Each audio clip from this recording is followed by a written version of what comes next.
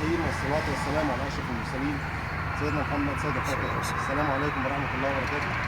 معاكم المهندس أحمد مصطفى شركة الشرق الأوسط للاستثمار والتطوير الزراعي. بسم الله الرحمن الرحيم. النهارده كام يا جماعة؟ 20. النهارده 20/9/2024 من كام؟ الشرق الأوسط 002 اللي من جدود تنزاني ومن أمهات مصرية. مهم جدا هنقول بسم الله الرحمن الرحيم كده في أي صينية. بنيجي هنا اهو نعرف وهي في الصواني الفرق ازاي. شايف اللون الاحمر اللي موجود في العود ده من تحت؟ تعرف ان الصنف ده الصنف المميز اللي هو الناعم اللي ما بيطلعش فيه اشواك في الساق ولا في الاوراق، ويصلح اعلاف لللارج انيمال بكافه انواعها، بالاضافه ان هو فيه نسبه طاقه وسكريات عاليه جدا، وفي نفس الوقت بيطلع لك بذور في الشتاء تشتغل بيها بقوليات.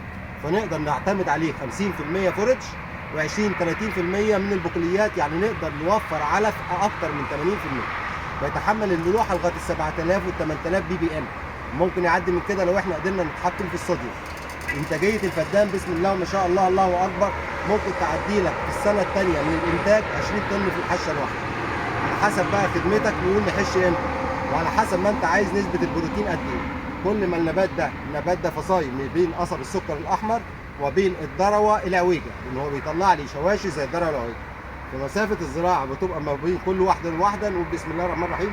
هنا الشتله صعب انها تطلع معايا عشان تعرف ازاي في الزراعه. كل اللي انا اعمله اللي انا اروح جاي خابط الصينيه كده، اروح جاي خابط الصينيه كده، بسم الله الرحمن الرحيم. امسك منين؟ هتلاقي من تحت هنا اهو هي كذا شتله في عين واحده. امسكهم اجمعهم على بعض واهز هزه خفيفه جدا، واروح جاي مطلعها في ايدي بكل بساطه. تطلع معايا بسم الله ما شاء الله مجموعه جدر قوي، شتله قويه زي ما انت شايف بسم الله ما شاء الله. خير ربنا يبارك. تحياتي ليكم، ربنا يبارك للي رايح له الشغل ده النهارده.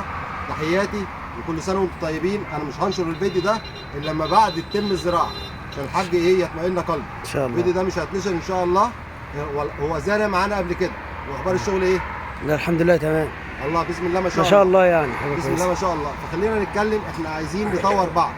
بلاش تشتغل في الاصناف المعجنه اللي جايه من بره اللي بيبقى فيها شوكه في الساق وفي الاوراق.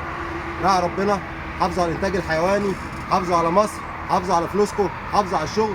ودور في وزاره الزراعه مين معتمد، دور مين اللي معاه الاصناف المطابقه للمناخ المصري بتاعنا.